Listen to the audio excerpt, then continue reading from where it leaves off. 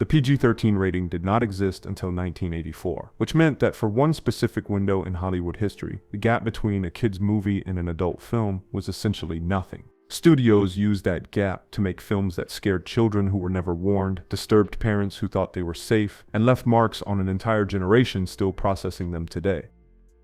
The Woman in Red gave the world one of the most famous images of the 1980s, and simultaneously demonstrated exactly how confused the rating system was in the summer of 1984, when the PG-13 rating was being introduced, and nobody had yet agreed on what it actually meant. Teddy Pierce is a happily married advertising executive who catches a glimpse of a woman in a red dress performing a flirtatious dance over a subway grate and proceeds to unravel his entire life in pursuit of her. The film contains a scene of full frontal nudity that many theaters were showing to audiences who had bought tickets under the assumption they were seeing a PG comedy. The film ended up historically listed as both PG and PG-13 depending on which database you look at, because Orion Pictures rushed it into theaters before the new rating was fully codified, and the MPA had not yet decided which version of its own rules applied. What the film is actually remembered for has nothing to do with the film.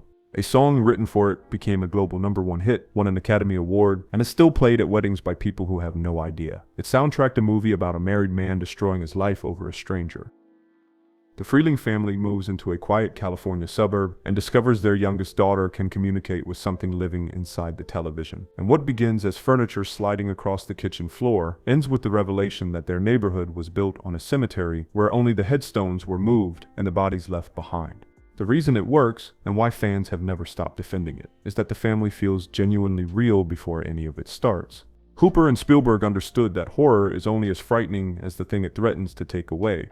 Steven Spielberg appealed the original R rating personally, arguing that because there was no profanity, no sex, and no traditional slasher violence, the film was suitable for children with parental guidance, and the board folded without requiring a single cut. What nobody in that theater was prepared for was the bathroom mirror scene where a man appears to tear his own face off down to the muscle, or the tree that attempts to devour a child whole, or the swimming pool filled with erupting human remains. The actress spent 5 days filming that sequence before discovering the production had used real human skeletons purchased from a medical supply house because they were cheaper than props. She found out after filming wrapped, and the word she used when she described the experience was horrified. National Lampoon's European Vacation is the film that tested exactly how much the new PG-13 rating was actually willing to enforce, and the answer turned out to be that a single swear word was more threatening to the board than a topless dance sequence in a Paris nightclub, which tells you something about the priorities of 1985. Clark Griswold wins a trip to Europe on a game show and takes his family through London, Paris, Germany, and Rome with escalating catastrophic results. The film was given its PG-13 rating not for the nudity, but for a single word spoken by Chevy Chase, which the studio then dubbed over while keeping the dancers entirely intact. By any modern standard, that film is a soft R, and the only thing standing between it and that rating was a single word that cost nothing to remove and nudity that cost nothing to keep. Dana Hill, who played Audrey Griswold, was a lifelong diabetic, whose condition was severely worsened by the relentless filming schedule across multiple countries. She spent much of the production hiding her physical deterioration from the cast and crew because she was afraid of causing delays. She died at 32 when the audiences who watched her playing a cheerful teenager on screen had no way of knowing she was spending those same weeks fighting to keep her body functional for a studio that had replaced her character once already and would have done so again without a second thought. Sheena is the film Roger Ebert said would play continuously on the Playboy channel despite carrying a PG rating, which is a sentence that captures everything you need to know about what the ratings board was doing in August 1984. After her parents are killed in Africa, a young woman is raised by a noble tribe and grows into a warrior who commands animals telepathically, protecting her land from a corrupt prince trying to strip mine the territory. The film was shot across 7 months in Kenya with a level of physical commitment from its lead that the industry then proceeded to use against her for the rest of her career. Tanya Roberts performed her own animal scenes, was bitten and scratched repeatedly, and lost significant weight from the exhaustion of the shoot. She received a Razzie nomination for her trouble, while the film lost Columbia Pictures roughly $20 million, and immediately triggered what the industry quietly called the jungle curse, an unwritten rule that big-budget female-led adventure films shot on location in Africa were financially toxic. The fallout was so complete that even her subsequent Bond film was reviewed as a demotion. She later said she felt punished by the same system that had encouraged her to film those scenes in the first place. The Beastmaster is a film about a man who can communicate telepathically with animals. And the reason it has been on television continuously since 1982 is not the plot, but the specific texture of watching something genuinely dangerous happen on screen. Dar is stolen from his mother's womb by a witch and rebirthed through a cow to fulfill a prophecy, grows up with the ability to bond with a golden eagle, a black tiger, and 2 ferrets, and spends the film avenging the slaughter of his village against a cult that sacrifices children to their god. The film also contains full frontal female nudity that the MPAA passed under a loophole distinguishing naturalistic nudity and fantasy settings from sexual contents. Parents who brought their children to a PG adventure film in 1982 were sitting next to them for scenes the ratings board had essentially decided did not count. Mark Singer performed his own stunts throughout, including a sequence where he was suspended over a pit of live tigers that had been deliberately underfed to look active on camera, with the black tiger lunging at him during takes and coming within inches of his throat on at least one occasion. The film was a box office failure that should have disappeared, but it was played so relentlessly on cable television throughout the 80s that comedians started joking that HBO stood for "Hey Beastmaster's on." The cult following that created eventually spawned 2 sequels and a television series, all built on children watching it at 2 in the afternoon on a Tuesday when their parents assumed it was safe. Dragonslayer is a Disney co-production where a princess's severed leg is nibbled on by dragon hatchlings, which is not a sentence that should exist but does. The parents who brought their children to see it because it carried the Disney name spent the rest of that afternoon in a very uncomfortable conversation. The Kingdom of Erland holds a twice-yearly lottery to sacrifice a virgin to a 400-year-old dragon. A young sorcerer's apprentice takes up the quest to end the slaughter and discovers along the way that the lottery is rigged, so the daughters of the wealthy are never chosen. That piece of social commentary is sitting inside a film that also features the most viscerally terrifying dragon ever committed to screen before the digital era. Effects artists still cite that dragon today as the benchmark for everything that came before computers made it easy. The backlash from families was so immediate that Disney accelerated the creation of Touchstone Pictures, a separate banner specifically designed to release adult films without the Disney name attached. A single PG-rated dragon movie restructured how the entire studio categorized its output for the next decade. A full quarter of the entire budget went purely into building the dragon, a 40-foot hydraulic beast supported by 16 separate puppets. The stop-motion technique developed to animate. It was so groundbreaking that the film received an Academy Award nomination for visual effects, despite losing every other battle it entered.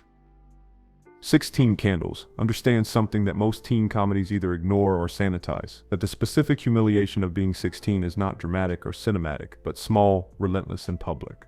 Molly Ringwald carries that weight so naturally that it took decades for anyone to look closely at what was actually happening in the film around her.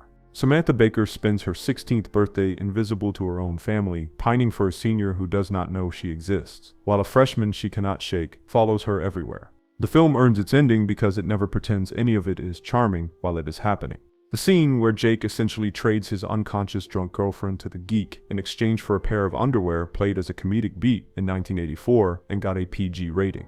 When Ringwald wrote about it in The New Yorker in 2018, Morris responded in an email that Caroline had basically been traded for a pair of underwear and left it at that. Ringwald later wrote that she felt the crushing pressure of being Hugh's muse at 16, carrying the weight of a production while feeling genuinely alienated from everyone around her. Airplane is one of the funniest films ever made, and also a film that contains a scene of background nudity, a running gag about a pilot asking a child increasingly inappropriate questions, and enough adult humor to fill 3 R-rated comedies, all of which the ratings board looked at in 1980 and rated PG. Ted Stryker is a traumatized ex-fighter pilot who must overcome his fear of flying to land a commercial airliner after the crew is incapacitated by food poisoning. The film is less a plot than a relentless delivery mechanism for visual gags, deadpan absurdity, and jokes that land differently depending entirely on how old you were when you first saw them. Peter Graves, the star of Mission Impossible, called the script the worst piece of junk he had ever read, and it took his daughters and his agent to convince him the joke was the character's obliviousness rather than anything else. Paramount gave the film a budget of $3.5 million, while simultaneously spending $45 million on Star Trek the Motion Picture being filmed at the same time. Airplane outgrossed Star Trek in most markets, which is either a lesson about comedy or a lesson about studio priorities depending on how generously you want to read it. Return to Oz opens with a 9-year-old girl strapped to a gurney in a Victorian sanitarium being prepared for electroshock therapy. That is before the film has even returned to the land, its title promises, which should give you a sense of how Disney and the ratings board were thinking about children's entertainment in 1985. Dorothy is back home after the events of the original film. Her aunt believes Oz was a delusion, and the treatment is meant to cure her of her memories. A storm allows her to escape back into a version of Oz that has been entirely destroyed. Its citizens turned to stone and its road shattered, where she must evade the Wheelers and the headless Princess Mombi to overthrow the Gnome King. George Lucas and Francis Ford Coppola personally intervened when Disney fired the director halfway through production for delivering footage that was too dark, with Lucas flying from Japan to London to vouch for Murch and offering to take over directing himself. If Murch fell behind schedule again, Disney reinstated the director, slashed his budget, and then buried the film on release because they genuinely did not know how to market a PG movie, where the villain collects the severed heads of beautiful women. The Wheelers alone, shrieking faceless figures on hand skates, traumatized a generation so completely that child psychologists were writing about them. It was left to be discovered by the exact children it had traumatized, who grew up to love it precisely because it did not protect them from anything. Something Wicked This Way Comes is the film that understood something most horror films aimed at adults never figure out. That the most terrifying thing you can show a child is not a monster, but the moment they realize their parents are not powerful enough to protect them. A mysterious carnival arrives in a small Illinois town under cover of darkness and begins offering the townspeople the fulfillment of their deepest desires, at a price nobody reads carefully enough.